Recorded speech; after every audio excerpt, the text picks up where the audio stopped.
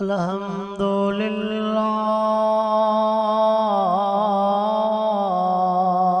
रब्बिल आलमीन।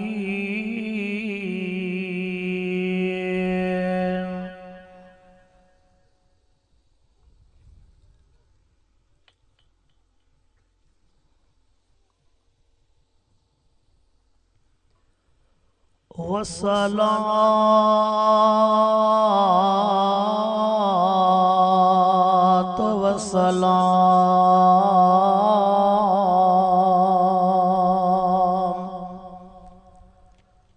अला सय्यिदिल मुरसलीन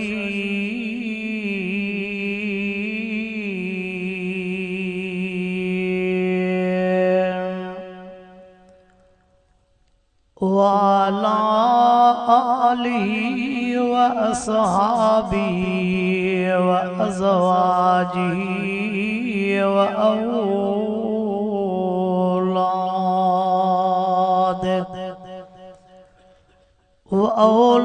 औलादिही व अहले बैतिही अजमईन।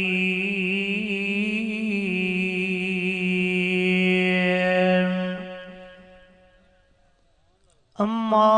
बाद फ़अऊज़ु बिल्लाहि मिनश शैतानिर रजीम। बिस्मिल्लाहिर रहमानिर रहीम।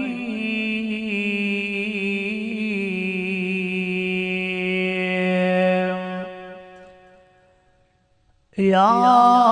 अय्युहल्लज़ीना आमनुस्तईनु बिस्सब्रि वस्सलात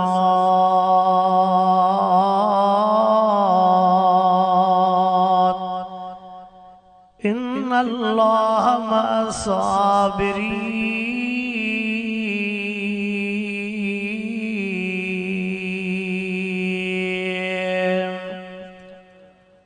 वला तक़ूलू लिमन युक़तलु फ़ी सबीलिल्लाहि अमवात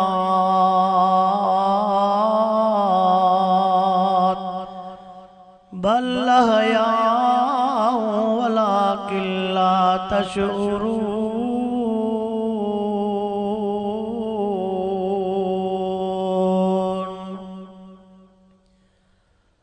इन्नल्लाह व मलाइकतहू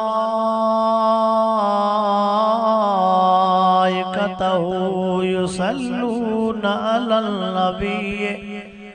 या अय्युहल्लज़ीना आमनू सल्लू अलैहि व सल्लिमू तस्लीमा। सभी साथी दिल जे मोहब्बत सां बुलंद आवाज़ सां भरियो। वरता भरण वारा भी भले वेही रहो। आए तो वेही भरियो। ओ मुझा शादी थियल थी न बा तो भी जंगल में साव थी बी कर। अब तू भी वेही भर, तू भी वेही भर। अल्लाहुम्मा सल्लि अला सय्यिदिना व मौलाना मुहम्मदिन व अला आलिही व अस्हाबिही व अज़वाजिही व औलादिही व अहले बैतिही अजमईन।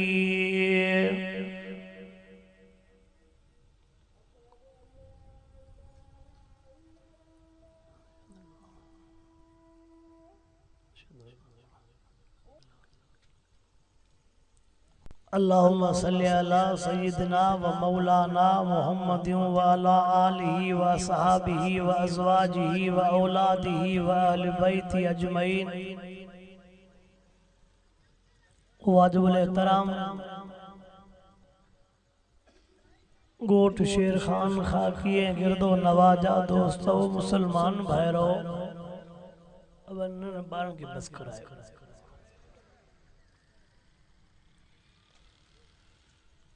रब्बुल आलमीन जा तवां सां गुनहगारन ऐबदारन बदकारन जे मथां अणगणिया एहसान ऐं मेहरबानियूं जय रब करीम तवां असांखे मुहर्रमुल हराम जहिड़ी मुक़द्दस महीने में 10 मुहर्रमुल हराम जी रात रब साईं हिन कुरान पाक जे महफिल मजलिस में घुराए करे मिठड़े कुरान पाक जो दीदार भी करायो आहे ऐं कुरान पाक जे ॻाल्हियुनि जे ॿुधण ऐं ॿुधाइण जी तौफ़ीक़ अता फरमाई आहे। जिन मुजाहिदनि ने ख़ैर कयो आहे, ख़ैरात जो इंतज़ाम कयो आहे, अल्लाह सही शल समूरनि जे इन ख़ैर खे क़बूल ऐं मंज़ूर फरमाए। जिन वॾड़नि जे सवाब जे नियत जे हिसाब सां ख़ैर कयो आहे, अल्लाह उन्हनि वॾड़नि जी क़ब्र जन्नत जे बागनि मां बाग बणाए। अल्लाह साईं उन्हनि वॾड़नि मरहूमनि खे जन्नतुल फिरदौस में बुलंद दरजात नसीब फरमाए। ख़ैर कंदड़ ख़ैरात कंदड़नि जा अल्लाह ए जेके मुजाहिद गॾु थिया आहिनि इन्हनि जी विख विख भी मंज़ूर ऐं मक़बूल फरमाए। ख़ैरात कंदड़नि जे बचड़नि खे रब साईं शल दुनिया जे हर मुसीबत खां बचाए। हक़ीक़त इहा अथव जेकॾहिं अॼु असां पंहिंजनि वॾड़नि खे यादि कंदासीं त सुभाणे असांजा पोयां बि असांखे यादि। पर जेकॾहिं तव्हां चओ था नी असांखे पोयां यादि कनि पोइ उहो थींदो तॾहिं जॾहिं बच्चनि खे क़ुरान पाक पढ़ाईंदा। आवाज़ आई? ए मुहर्रमुल हराम जो महीनो आबो ताब सां जारी ऐं सारी आहे। असां दावा त कंदा आहियूं त असहाबनि सगोरनि जा बि नौकर हूं, अहल बैतनि सगोरनि जा बि नौकर हूं, पर जॾहिं नौकरनि जूं निशानियूं ॾिसूं था त उहे लभनि नथियूं। अब ज़बानी दावा कंदा आहियूं नी, असां हीअ बि दावा कंदा आहियूं त असां अहल बैतनि जा बि आशिक़ हूं, असहाबनि जा बि।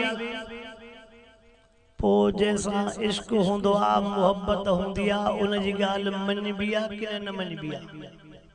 हा भाउ उन जी ॻाल्हि मञबी आहे की न मञबी आहे? तव्हां त सभई सियाणा सेवता हो।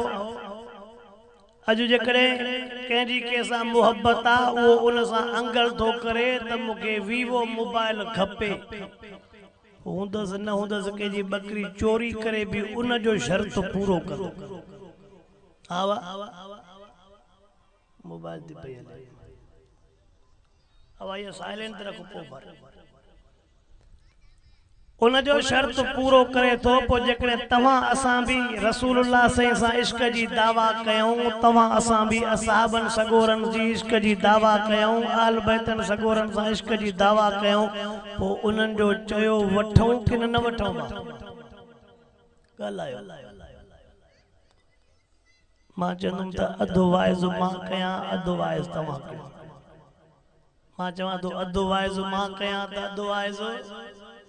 तव्हां ॻाल्हाईंदव त पोइ मां सम्झंदुमि त बेली तव्हांजी ॿोली सराइकी आहे पर मुंहिंजी सिंधी सम्झो था। जेकॾहिं तव्हां न ॻाल्हाईंदो त पोइ मां ईअं सम्झंदुमि तव्हां पंहिंजे मोहियो, मां पंहिंजे मोहियां। हुज़ूर पाक सल्लल्लाहु अलैहि वसल्लम असहाबनि सगोरनि, अहल बैतनि सगोरनि रज़ी अल्लाह ताला अन्हु थोड़ी विती करे आयो न थोड़ो अॻु में अचो हां। पर जेकॾहिं जतो ई विच वायद में चवंदो त बि असां लही बीहंदासीं। कचे जे भरिसां वेठा हलूं पिया। अर्ज़ पियो कयां मुंहिंजा साईं, मां त हिननि ग़रीबनि खे मुबारकूं ॾींदो आहियां जेके सॼो ॾींहुं पंहिंजनि बचड़नि ॿारनि जे लाइ मेहनतूं कंदा आहिनि, मज़दूरियूं कंदा आहिनि। वरी कलामुल्लाह जे प्रोग्राम जी ख़बर पवंदी अथनि त वरी अची उते पहुची करे अल्लाह जे कलामुल्लाह जे ॿुधण जे लाइ हाज़िरी भरींदा आहिनि। हवाए भी थदड़ी लगे सजो डी मेहनत मजदूरी कैल होजे से निंड जो लोडो भी इंदो वरी मुला जी हकल भी सुजंद से वरी अख पटींदो ये निंड जा लोडड़ा भी रब के वणंदा थव अवा ये निंड जा लोडा भी रब के वणंदा थव पर अवा वायदो कयो त थींदा से सच्चा असहाबन जा आशिक आवा थींदा से आलमन सगोरन खो यको तमा बयान बुधंदा अचो था पिया अवा मुहर्रमुल हराम जे पहिरीं तारीख़ ते जंहिं जवान जी शहादत थी आ तंहिंजो नालो छाहे ॾाढिया मां छो थो चओ रहियां असांखे वेसर जी बीमारी आहे पढ़ो बेदुल्ला साहब ईदन में असां अवल 15 मिनट याद ॼाराईंदा आहियूं त 3 तकबीरूं पहिरें में 3 तकबीरूं पोइ में हथ खणबा हथ छॾबा भेरा ॼाराए जो अल्लाह अकबर कंदासीं न वरी बि हिक ॿिए ॾे तकींदे त हिन घणा दफ़ा खयां अड़े हाणे जो भेरो ॼारायोसीं हे हाणे जो तोखे 3 दफ़ा भेरा ॼारायासीं पोइ तॾहिं त तव्हांखे चवरायूं त कुझु वेसर जी बीमारी आहे पर क़ुरान जे करे दुनिया में वेसर जी मां तव्हांखो पुछा कयां हिकिड़ो जुमिलो मां चवंदो रहंदो आहियां वाइज़न में तव्हांजे ॻोठ में पहिरियों दफ़ो अचणु थियो आहे ओ जॾहिं साईं मोहम्मद इब्राहिम रहमतुल्लाह अलैह हुयो न तॾहिं चवंदो त मौली अब्दुल्ला कॾहिं असांजे ॻोठ अचे ओ कॾहिं वीचारो दुनिया छॾे वियो वरी असां गॾु हिक ई मदरसे में रहिया आहियूं उस्ताद आदा आहियूं साईं मीरवन साहिब जो शागिर्द बि आहे मौलाना उबैदुल्ला साहिब साईं असां कॾहिं ॻोठ ते प्रोग्राम रखूं पर आहे त जॾहिं नसीब हुजे आए त जॾहिं छाहे नसीब होजे अल्हम्दुलिल्लाह इंशाअल्लाह जिंदगी रही त मिड़े हिक ॿिए सां पयूं मुलाक़ातियूं कबियूं महबूबा मुस्तफा करीम सल्लल्लाहु अलैहि वसल्लम जे यार सानी खलीफे मिठड़े उमर फारूक रज़ी अल्लाह ताला अन्हु जी शहादत पहिरीं मुहर्रमुल हराम ते काई पहिरीं मुहर्रमुल हराम ते मिठड़े उमर साईं जी शहादत 10 मुहर्रमुल हराम ते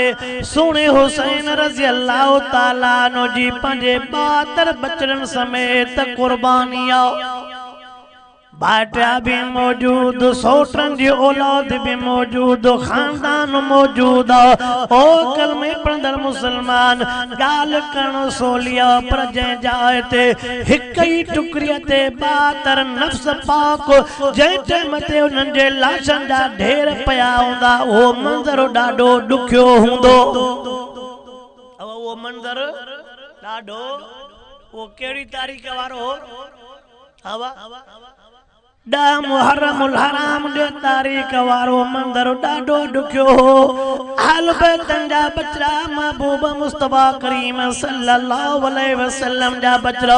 जंहिं टाइम ते उन्हनि जा बचड़ा कुटल हूंदा उन्हनि जे सब्र खे सलाम आहे छो न सब्र कनि छो त क़ुरान जा हाफ़िज़ हा तव्हांजो तवज्जो हूंदो त मां अहल बैतन जे लिहाज़ सां 2-3 ॻाल्हियूं अर्ज़ करणु थो चाहियां पाण बहराड़ी जाओ तव्हांजो ॻोठ कच्चे में भी आ त पक्के ते भी आ अवा ईअं आहे न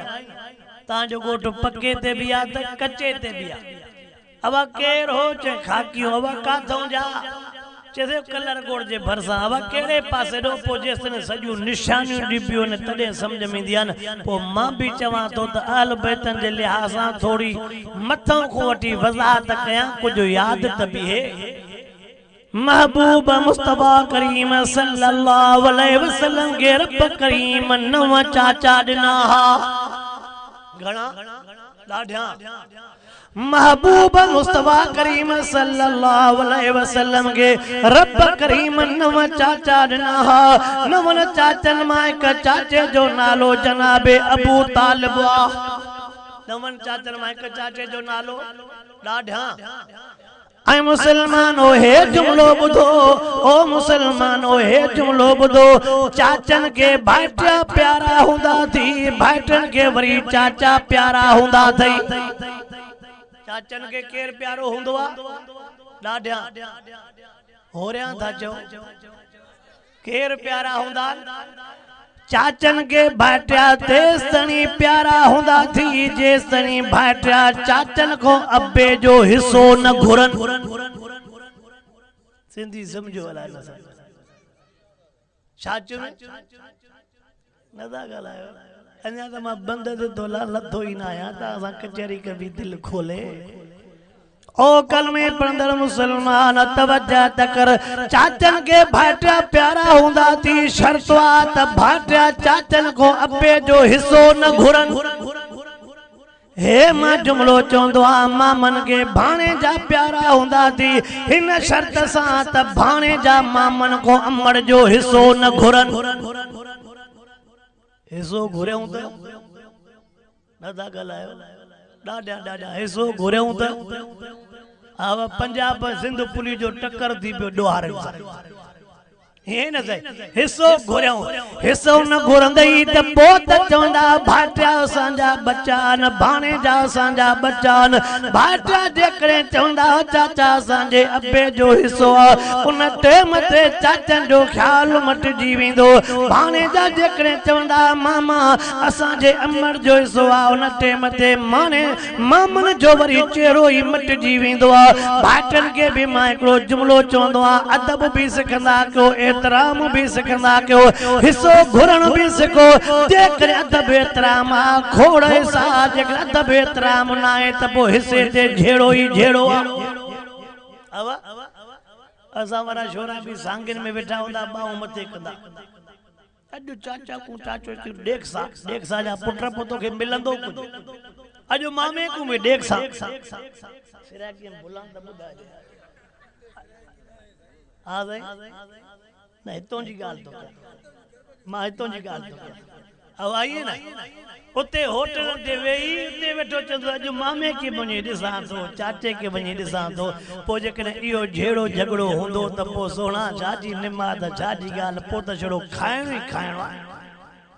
न मुंहिंजा सुणा अकल में पढ़ंदड़ मुसलमान तवज्जो कर अर्ज़ कयूं तो वञाए ओ चाचा भाइटनि जो हिस्सो न खाइजाए हिस्सो न खाइजाए ओ मामा भाणे जन जो हिस्सो न खाइजाए छो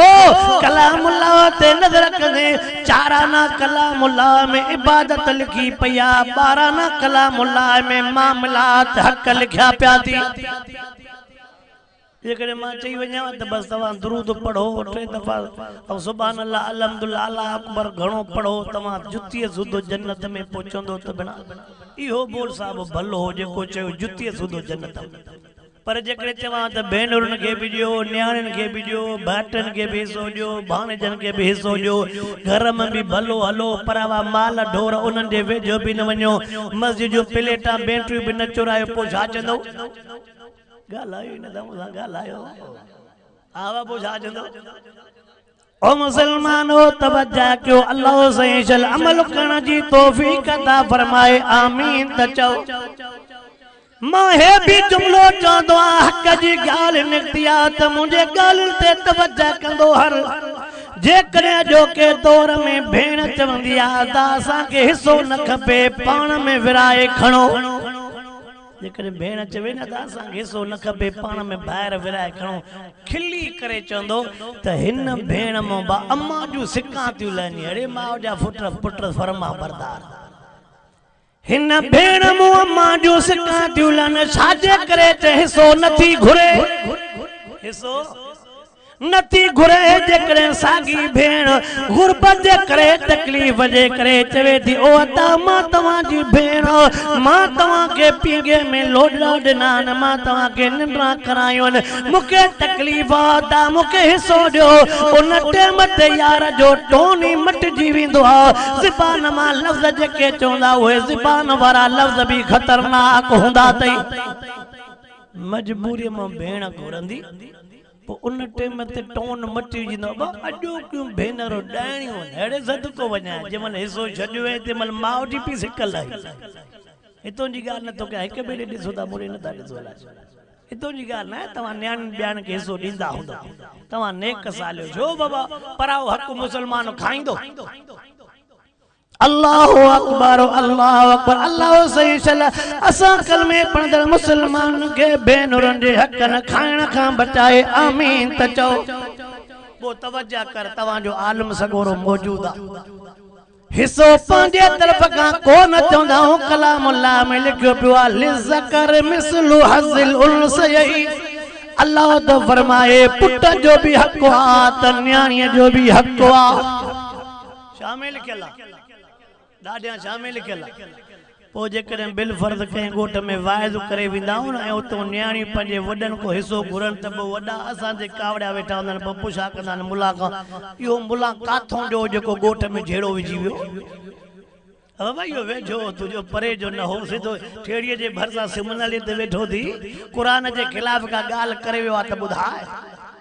अल्लाह सही चल तमासा समूरन कलमे पढ़ंदड़ मुसलमान के पराए हकन को बचाए आमीन त चओ महबूब मुस्तफा करीम से के रब करीम नव चाचा दिना हा घणा ॾाढा मां बंद ते चढ़ियो आहे महबूब से के नव चाचा दिना उन नवन चाचन मां एक चाचे जो नालो जनाब अबू तालिब भी आहे एक चाचे जो नालो एक चाचे जो नालो जनाब अबू तालिब भी आए हाने मां हेठ तो लांदो अचां थोड़ी गाल भी याद कंदो वञ जाए हिय जो तवा को पुछा कया तबा तवा सबई मिठड़े अली साईं जा आशिक हो रहा था चो सबई मुर्शिद अली साईं जा आशिक हो पो मुखे बुधायो त मुर्शिद अली साईं जन भायर घणा हा आवा इते थोड़ो मुंजी पियो आवा पर जेके पुछा क्या त तवा वटि पेट्रोल घणो तो हले ते बिली रड़ियूं करे बुधायो अटो ए चावर जो अटो रेट काथे पहुतो आ ओ मुसलमानो कुछ खणी भी विंदा क्यों याद भी करे विंदा क्यों झोला त खाली खणी दाओ झोला भरे वञो झोला कुछ भरे वञो दुख सां मां हिकिड़ो जुमलो चवंदो रहंदो आहे असांजे कलमे पढ़ंदड़ मुसलमाननि जी उमिरि 60-70 साल थी वेंदी आहे दुआ कुनूत याद न करे सघंदासीं अलहम्द शरीफ़ याद न करे सघंदासीं अतयात याद न करे सघंदासीं नमाज जूं दुआऊं नमाज जा फर्ज वुज़ू जा फर्ज गुस्ल जा फर्ज याद न करे सघंदासीं जनाज़े नमाज जे दुआउनि जी यारनि खे ख़बर ई न हूंदी आहे ये बाबा याद करना न कि न आवाज ये याद करना न कि न ड्रगा फर्ज त कोन बस झाक में तू गोड लाए टपो दे बस सब फर्ज थी विया एक कुरान के जेला ये रडियो यही तक होता ना बच्चन के कुरान पढ़ायो कुछ त साजा बच्चा जरे नंढे हुंदे पढ़ेल हुंदा त इंशाअल्लाह उनके वडे हुंदे भी कुछ न कुछ याद करी हुजूर अनवर अलैहिस्सलातु वस्सलाम जे चाचे जनाब अबू तालिब सैया के रब करीम 4 पुट दिना बुधंदो हल जाए मुर्शिद अली से जो खानदान तो बुधाया अहल बैत सगोरन जो खानदान तो बुधाया हजरत अबू तालिब के रब करीम 4 पुट दिना एक पुट जो नालो जनाब तालिब बे पुट जो नालो जनाब अकील 3 पुट जो नालो जनाब जाफर नंढे में नंढे पुट जो नालो मुर्शिद अलिया हाने हाने तो याद बीठो नहीं बा मुर्शिद अली से जन घणा भायर ॾाढा ॾाढा मुर्शिद अली से जन टोटल 4 भायर पर उए भायर अजो कन वांगुर न हा त हिकड़े जो मुंह उत्तर हिक जो ॾखिणो हिक जो ओलह हिक जो ओभर अवा उए इए अल्लाह सही चल बारन में एको बदी प्यार नसीब फरमाए आमीन त चओ हुजूर अनवर अलैहिस्सलातु वस्सलाम जे चाचे अबू तालिब के 4 पुटड़ा जुमलो तो चयो वञा याद रख जाए शेरे खुदा बारन में आखिरी नंबर वा बारन में कौन नंबर आ पेरो नंबर केड़ो वरी चिंता कुरान मारे जड़े आने जो बड़ा सजे निरी वेज वे आने भेरो जा रहा है मां पेरो नंबर पुत्र जनाबे तालिब बयो नंबर पुत्र जनाबे अकील टियो नंबर पुत्र जनाबे जाफर चौथो नंढे में नंढो मुर्शिद अलिया अल्लाहु अकबर अल्लाह जी अजीब कुदरत या शेरे खुदा भारन में चौथो नंबर वरी जेका शेरे खुदा पीरी शादी कई बीबी फातिमा हुआ भेनुरन में वरी चौथो नंबर आ नबी से जो न्याणियों घणियों न्याणियों वॾीअ जो नालो महबूब मुस्तफा करीम सल्लल्लाहु अलैहि वसल्लम के रब करीम 4 न्याणियों ॾिनियूं। वॾी न्याणीअ जो नालो बीबी ज़ैनब हो, ॿिए नंबर न्याणीअ जो नालो बीबी रुक़ैया हो, टे नंबर न्याणीअ जो नालो बीबी उम्मे कुलसूम हो, चौथो नंबर आखिरी न्याणी जेका नंढे में नंढी तंहिंजो नालो बीबी फातिमा रज़ियल्लाहु ताला अन्हा। घणियूं न्याणियूं घणियूं चारई नबी साईं परणायूं कि न विहारियूं? मुझा थोड़ो गाला नबी साईं न्याणियूं परणायूं कि न विहारियूं?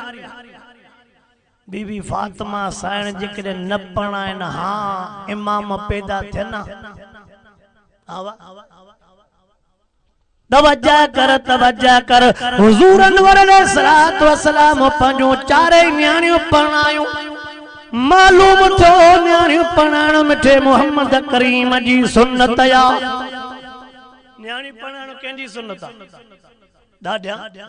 न्याणियूं परणाइण महबूब मुस्तफा करीम सल्लल्लाहु अलैहि वसल्लम जी सुन्नत या। न्याणियुनि जे परणाइण जो ज़िक्र निकितो आहे मुॾे तवज्जा कंदो हलंदे कुछ मसइला तोखे मां सम्झाइण थो चाहियां। महबूब पहिरियों नंबर न्याणी परणाई बीबी ज़ैनब उमिरि 16-17 साल लिखी पई आहे। महबूब ॿियो नंबर न्याणी परणाई बीबी रुक़ैया उमिरि 16-17 साल लिखी पई आहे। महबूब टियों नंबर न्याणी परणाई बीबी उम्मे कुलसूम उमिरि 16-17 साल लिखी पई आहे। महबूब चौथो नंबर न्याणी बीबी फातिमा परणाई हिक रिवायत जे अंदरि उमिरि 15 साल लिखी पई आहे। घणनि सालनि में 15-16 उहो दौर अॼोको दौर हिक जहिड़ो आहे कि न उहो दौर भलो न थो ॻाल्हाए? ऐसी ॾाढी वॾा वेठा असांखे बि जेके वॾा ॿुधाईंदा त माल गॾु चारींदा हुआसीं छोकिरा छोकिरियूं पर जहान जी ख़बर हा साईं हिते वॾनि जो दौर आहे पुराणो दौर कुझु छॾे त छोकिरा छोकिरियूं रांदि गॾु कंदासीं पर जहान जी ख़बर अञा हीअं शइ चवां मिसाल हे नड़ो ॿई मोबाइलियूं भरे थो अब नड़ो ॿई मोबाइलियूं भरे थो अॼोके दौर में इन जे वॾे खे मथां अञा गोॾ बि सिधी बदल न ईंदी हुजे माना थोड़ो जहान मटा न पलव हेठि पलव मथे हवा पलव हेठि एडो जहान फर्क करे वियो मना माहौल फर्क करे वियो मुझे लफ्ज़न ते कावल न कजाए जेको मां जुमलो तो चवणो चाहियां। महबूब जो दौर भी पाक महबूब जो घर भी पाक घराणो भी पाक माहौल भी पाक बच्चा भी पाक महबूब जो न्याणियों भी पाक घर वारियों भी पाक वो भी मिठे मोहम्मद करीम न्याणियों न विहारियों न्याणियों परणाए छॾियूं। हाणे एड़ो दौर आए हाणे वो दौर नाए लज न रही आओ शनास न रही आओ हया न रहियो गैरत न रही आओ जहान वालाए काथे पतो आ मां तफसील दे त न तो वञण चाहियां पर जेको जुमलो तो चवणो चाहियां एड़े बेहयाई वारे दौर में तोखो तो पुछा के न्याणी विहारणो काथे जायज़ वा इन बेहयाई वारे दौर में न्याणी विहारणो जायज़ आहे। 25-26-27 साल न्याणी जी उम्र थी वेंदी पो भी अन्या चवंदा हूं त न्याणी नंढड़ी आ बा वातों खीर तो वहे। 27 सालन वारी भी न्याणी नंढड़ी वातों खीर तो वहे पो महबूब जे न्याण को वधीक कंहिंजो न्याणी पाक न आहे। आवाज़ आई ओ मुसलमानो तवज्जा तकयो ब आलम सगोरा मौजूदन गुण अब्दुल वाजिद तो ना तो खानो ना है अल्लाह से इल्म दिनो त आलम सगोरो तमा जो माट मोड़ा उबैदुल्लाह साहब बैठो बिनी आलम जे मौजूदगी में चवा थो पियो ओ मुसलमानो तवज्जा क्यों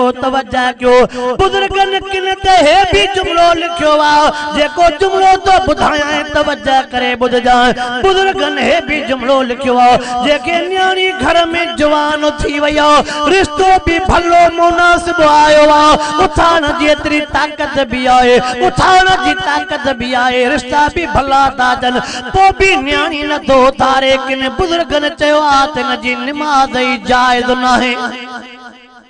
चैन जी नमाज न थींदी बाबा कुछ बचो वो शरीयत को मथे दसा ना है शरीयत को मथे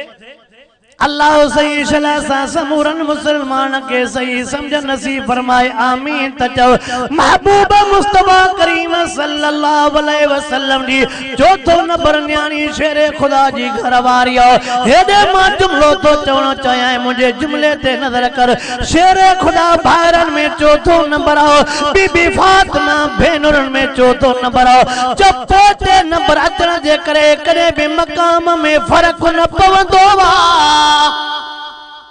पोइते अचण जे करे मकाम में फर्क मेराज वारी रात रसूलुल्लाह 1.25 लाख नबियन को पोव्या 1.25 लाख नबी पोइते बीठा हा मिठड़ो मोहम्मद मुसल्ले ते बीठो फर्क आवा अल्लाह अकबर तो भी चाचो ता के जज्बन में मारे वियो वाकई सही आ पुराणो उठ ये ता जो जुमलो चला ये ना ब कवाट पुराणो दौरो हाने कवाटन जो सही अब्दुल वाहिद भी वेठो आ मना उबैदुल्लाह भी वेठो आ 5 शहन महीनन जे अंदर 5 शहन महीनन जे अंदर मुके उए घोट सुजन था जे जी उम्र 65 को मथे आ वेजन महीनन में एड़ा घोट मुके सुजन था जे जी उम्र माना बिन कवाटन को कम टपी वियो आ ना आवा